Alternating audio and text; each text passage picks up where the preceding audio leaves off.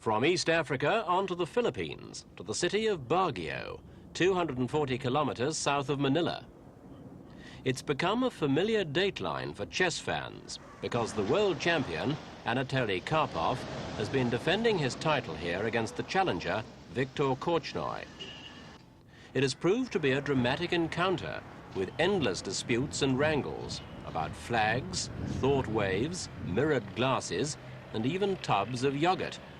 Plus the sight of the young Soviet chess star, Karpov, against the middle-aged defector Korchnoi, two former teammates, now very clearly on opposite sides of the board. The setting is a brand new convention center in Baguio, built to accommodate up to 1,000 people, and the Filipino government spared no cost or effort to get everything right. Lighting, acoustics and air conditioning were given thorough tests. Once, hundreds of school children were crowded into the auditorium and told to breathe heavily, just to simulate the presence of a large audience. Early July, and everything seemed ready. The stage was set with chairs, board and pieces. But were they the right ones? Various boards, clocks and chess pieces were minutely scrutinized by aides from both sides, while Korchnoi was bringing in a specially designed chair of his own. So there won't be change, it'll just be X-ray. Okay. X-ray and then scanned. It's scanned and then... Chief referee Lothar Schmidt of West Germany was there to help, but even so, there was a crisis over which chess set to have. Those supplied by the organizers were deemed by both camps to be too light. For once, Karpov and Korchnoi were in agreement. The organizers set out on a frantic search, which extended as far as Manila. A private set belonging to a millionaire businessman was tracked down and rushed by car through the mountains to arrive just in time. All right. He should see one. Please, Mr. Lara is responsible for clocks. Karpov had a cocktail party given in his honor on the eve of the championship by the Soviet ambassador, and they had a famous guest.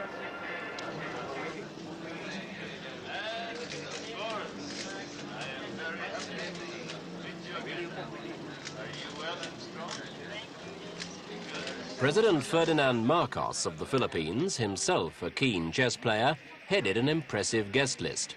And it must all have reinforced Korchnoi's feeling that the establishment was closing ranks against him. That same day, Korchnoi lost one of the side battles. The Swiss flag, which adorned his team's cars, was ruled out by an international chess jury. Korchnoi, who was hosting a rival party, wasn't too dismayed though. He had scored a point by offering to use a white flag saying stateless or a Soviet flag with the words "I escaped" on it. And in the end, it was decided that no flags would be placed at the board side, which was quite acceptable to Korchnoi and his constant companion and aide, Mrs. Petra Lerman. She was once sentenced to 20 years in a Soviet labor camp for spying.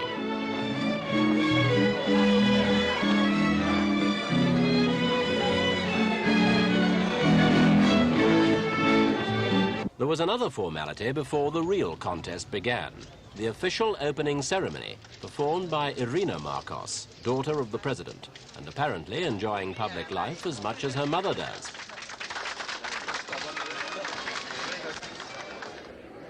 The president himself stepped forward to unveil a wall plaque, and then the arrival of the two gladiators, the stateless Viktor Korchnoi and the Soviet Union's reigning world champion, Anatoly Karpov. Even their physiques and playing styles are contrasting. Karpov, small and light, a model ambassador who plays with precision and attacking skill.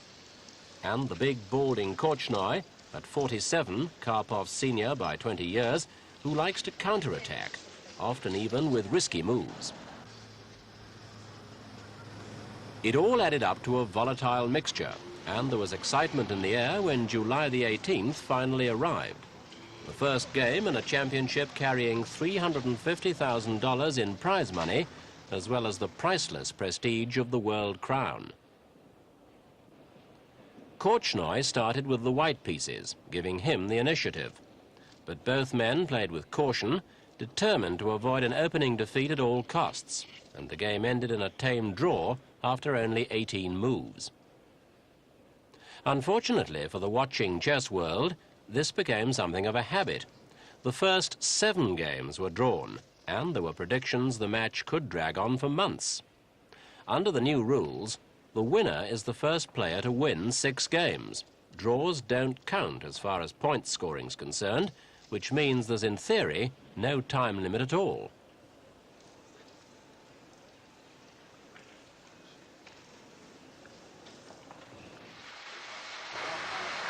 This must all have been a bit worrying for Korchnoi. He had especially wanted to get an early win under his belt, because he's already well past the age when world-class chess players are considered to be at their peak, and a long drawn-out contest would surely favour Karpov.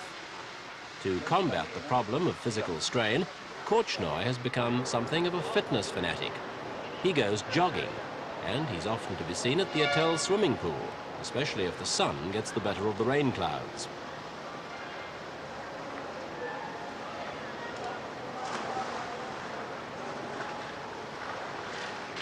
One of his aides is Michael Steen, a British Grand Master, who says that his own game has improved enormously through working with Korchnoi over the chessboard.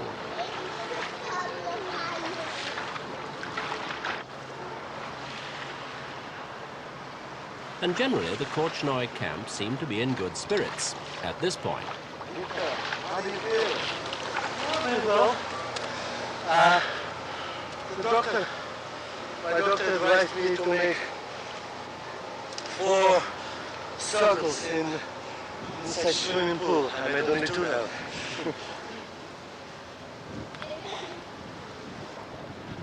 First blood in the match went to Karpov. He won the 9th game, breaking the deadlock and taking a 1-0 lead. And he threw a party for the press to celebrate. The atmosphere surrounding the match wasn't as friendly, though. The personal animosity between the two players was resurfacing, and at the start of this game, Karpov had refused to shake hands, accusing Korchnoi of making personal attacks on him and his helpers. This could have upset Korchnoi, as another British Grand Master in the Korchnoi camp, Raymond Keane, explained. It's well known in chess circles that Viktor Korchnoi plays much worse when he's angry. Before the last game, the Soviets produced his masterstroke that really upset him, which was refusing to shake hands. And I think a lot of the reason for his defeat in this game was him seeing red in the opening, getting very cross. Now this move, his 10th move, pawn to king knight 3, is a new move. It's something he improvised to the board. And it leads to a very sharp position. And he felt in a very, very angry mood that day. And this kind of position corresponded to his personal emotions. Whether that was a wise decision or not in a World Championship match is another matter. Personally, I think it wasn't. And another big talking point reached into the world of the paranormal, with Korchnoi claiming his thoughts were being influenced by the brain waves of a Soviet doctor seated in the audience. His name's Dr. Vladimir Zukar, described as a parapsychologist. He would take a seat near the front of the stage and simply stare at Korchnoi, without appearing to take any interest in the progress of the game itself. It also turned out that he wasn't even a member of Karpov's official party.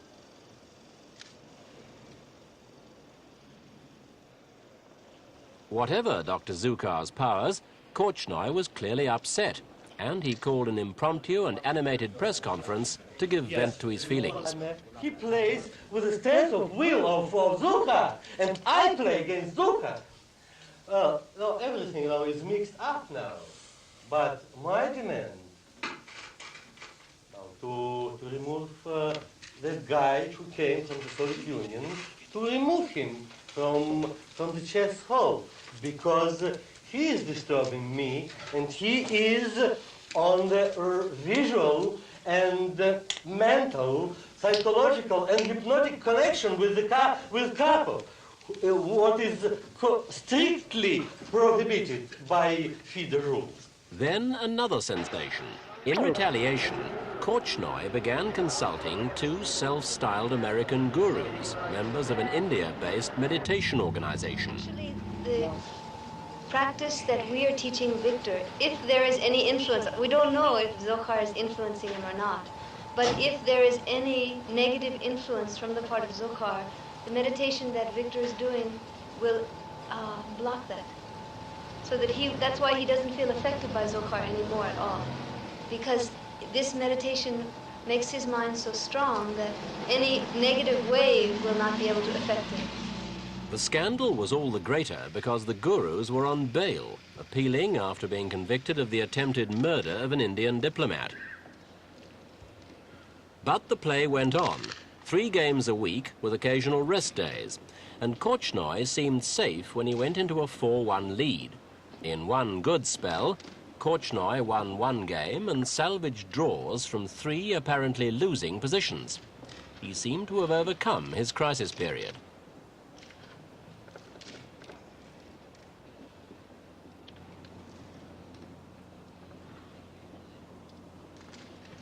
In a back room, Karpov's team analysts were beginning to look a little worried as they followed play on their demonstration board. Many experts thought the champion should have won the match by now.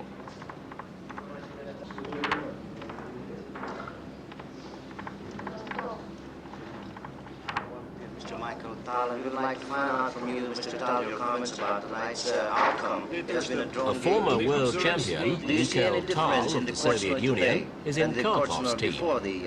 Before the crisis. Tal agreed that Korchnoi seemed to have recovered his composure as well as his skills.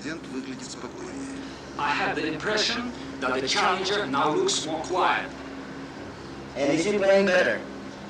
Во всяком случае, сегодня он защищался хорошо. Anyway, he defended today in a good way. Сегодня он защищался очень хорошо. And he defended today very good. Another headline story from Baguio could have spelt disaster for the championships. Karpov's official car crashed into a pine tree on a mountain road one night, and the first people on the scene found it empty. The alarm was sounded, and chess officials rushed out to investigate.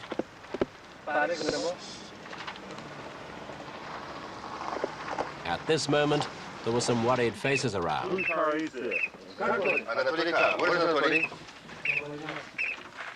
Anatoly? This is Anatoly's car? Yeah. Let's go.